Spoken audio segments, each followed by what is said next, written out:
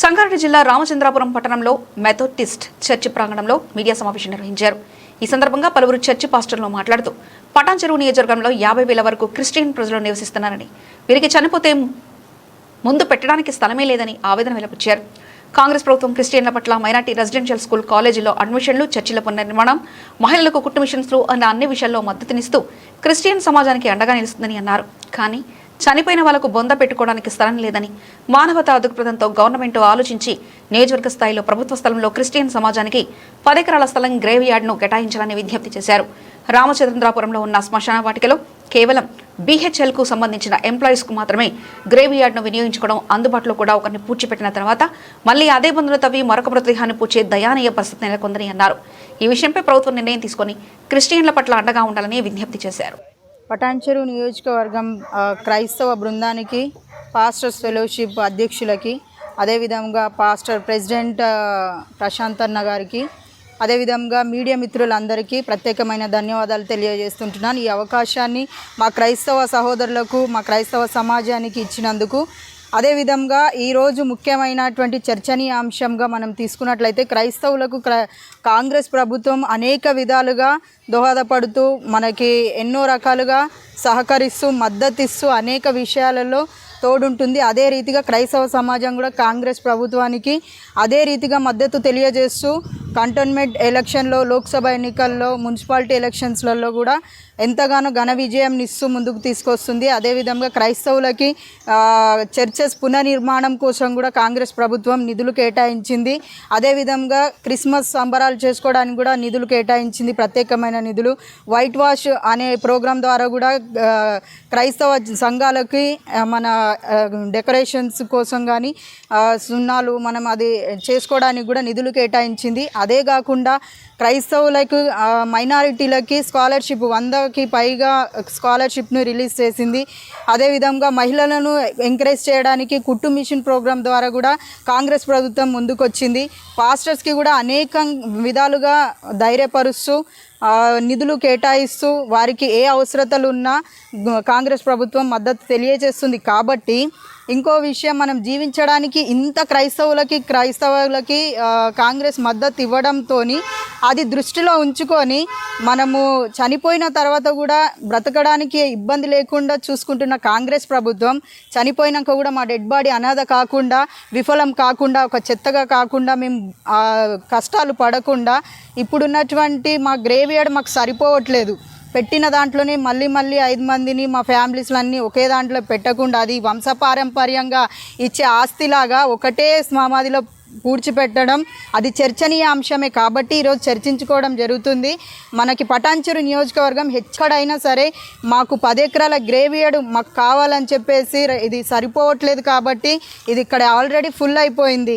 10 ఎకరాల రేవంత్ రెడ్డి సీఎం గారిని నేను ప్రత్యేకంగా మా బృందం తరపున క్రైస్తవ సమాజం మీకు ఎంతో ప్రియమైందని భావిస్తూ, ఉద్దేశిస్తూ, ఆశాపూర్వకంగా మేము ప్రార్థిస్తుంటున్నాం. ఏంటంటే వరాలు ఇచ్చే దేవుడికి ఎవరైనా ఏదైనా అడగగలుగుతారు. అది కేవలం క్రైస్తవ సమాజానికి మద్దతు ఇచ్చే కాంగ్రెస్ ప్రభుత్వానికే సాధ్యం. కాబట్టి ఇది మీకు సుసాధ్యము, అసాధ్యమైంది కాదు. కాబట్టి ఇది చిన్న విషయం మేము 10 ఎకరాల గ్రేవ్ యార్డ్ అడగడము. అదేవిధంగా మా కాన్స్టిట్యున్సీ ప్రెసిడెంట్ ప్రశాంత్ అన్న గారు కూడా మా మధ్యలో ఉండాలి. వారు కూడా ఈ విన్నపాన్ని విన్నపించారు. కాబట్టి వారి తరఫున కూడా మేము కోరుతుంటున్నాం. మా మధ్యలో క్రైస్తవ బృందం సెక్రటరీ గారు, వర్కింగ్ ప్రెసిడెంట్ గారు అందరు ఉన్నారు. అదేవిధంగా యూత్ యంగ్ లీడర్స్ కూడా వచ్చి ఉంటున్నారు. మా యొక్క బాధని మీ వద్దుట మేము తెలియజేస్తుంటున్నాం. ఇంకా మీదట కూడా మాకు ముందుగా ఉండాలని కోరుతున్నాను. నేను క్రైస్తవ సమాజంలో లీగల్ అడ్వకేట్గా పనిచేస్తున్నాను. ఇక మా యొక్క మనవులను మీరు స్వీకరించి త్వరగా ఈ పనిని మీరు మాకు రిపోర్ట్ ఇస్తారని కోరుతూ ముగిస్తుంటున్నాను. ధన్యవాదాలు. మరి మా కోసం ప్రత్యేకంగా మీడియా వారు మమ్మల్ని ప్రేమించి క్రిస్టియన్ కమ్యూనిటీని మా విన్నపాలు గవర్నమెంట్కి తెలియజేసుకోవటానికి మీ సహకారం మాకు ఎంతైనా ఉంది. మరి ఇప్పటివరకు కూడా క్రిస్టియన్ కమ్యూనిటీకి, క్రిస్టియన్ సమాజానికి తెలంగాణ గవర్నమెంట్ ఎంతగానో సపోర్ట్గా ఉంది, వస్తూ ఉంది. కొన్ని పథకాలు కూడా రిలీజ్ చేశారు రీసెంట్గా. మరి క్రైస్తవ నిర్మాణ విషయంలోనూ అన్ని విషయాల్లో కూడా ఎంతగానో మరి చర్చి నిర్మాణ విషయంలో, పునరుద్ధరణ విషయంలో చాలా సహకారంగా ఉండాలి. అందును బట్టి గవర్నమెంట్ వారికి ప్రత్యేక కృతజ్ఞతలు తెలియజేస్తున్నాం. అయితే ఈ సమయంలో మరి ప్రత్యేకంగా ఈ ప్రెస్ మీటు మరి మేము ఇక్కడ కూడటానికి ప్రత్యేక కారణం ఏంటంటే మాకు శ్మశాన వాటికి అవసరమైంది. దాదాపు పటాన్చేరు నియోజకవర్గంలో 50,000 మంది వరకు క్రిస్టియన్స్ ఉన్నారు. మరి వారిని బొందలో ఎక్కడ పెట్టాలి ఏదనేది గ్రేవేడ్ సమస్య మాకు ఉంది కాబట్టి ఆ గ్రేవేడ్ సమస్య ముందుకు తీసుకొస్తున్నాం తెలంగాణ గవర్నమెంట్ని. మరి సీఎం గారు ఇంతకుముందు రేవంత్ రెడ్డి గారు ఎన్నో కార్యక్రమాలు చేశారు. మీడియా తరపున మేము గవర్నమెంట్ దృష్టికి తీసుకువెళ్తా ఉన్నాం కాబట్టి 10 ఎకరాలు చూపించాలని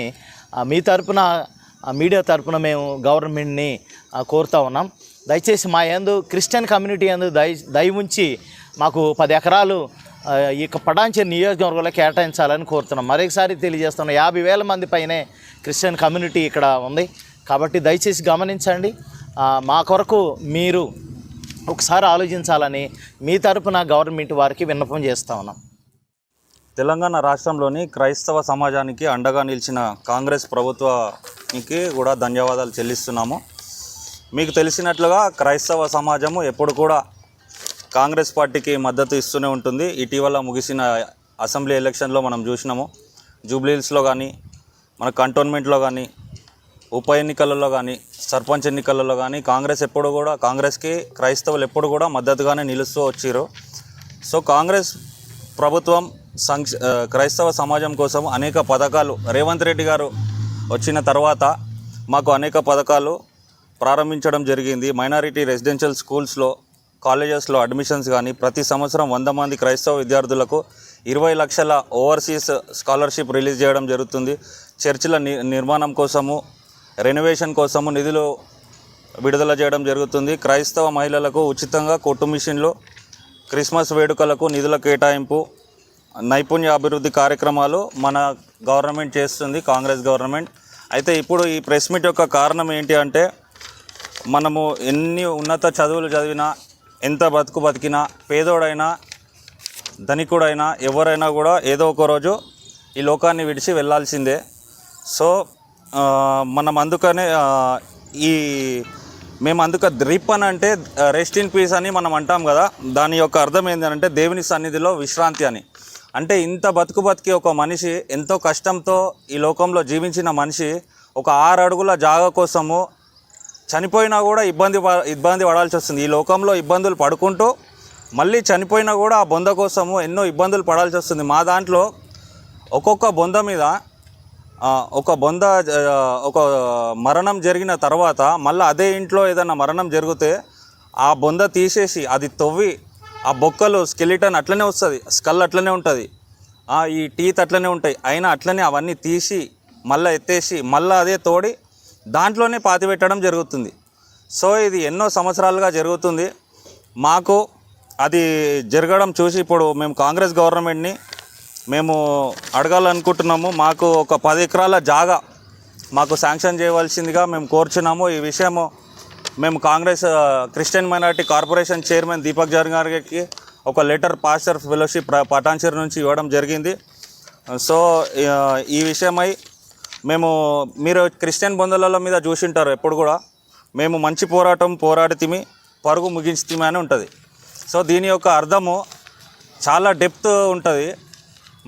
ఈ లోకంలో మళ్ళీ చెప్తున్నాను, ఈ లోకంలో ఎంత బతికినా ఒక 6 అడుగుల జాగా సంపాదించుకోవడం కోసము మనిషి తాపత్రయపడడం, మరి దాని గురించి మేము ఈ ప్రెస్ మీట్ పెట్టడం జరిగింది. మాకు పాస్టర్స్ ఫెలోషిప్ సెక్రటరీ గారు, మెథడిస్ట్ చర్చ్ సెక్రటరీ రాజు గారు, 11 డివిజన్లలో పాస్టర్స్ ఇక్కడ ఉన్నారు, క్రిస్టియన్ లీడర్స్ ఉన్నారు. మాకు వాళ్ళందరూ సహకారం, వాళ్ళందరూ కూడా అదే అభిప్రాయంతో ఆ గ్రేవ్యార్డ్ ఒక బరియల్ గ్రౌండ్ మాకు కావాలన్న ఉద్దేశంతో అందరూ ఇక్కడికి రావడం జరిగింది. పటాన్చేరు నియోజకవర్గంలో 50,000 పైచిలకు క్రిస్టియన్స్ ఉన్నాము. 11 డివిజన్లు ఉన్నాయి. మాకు 10 ఎకరాల భూమి గవర్నమెంట్ ద్వారా కోరడం జరుగుతుంది.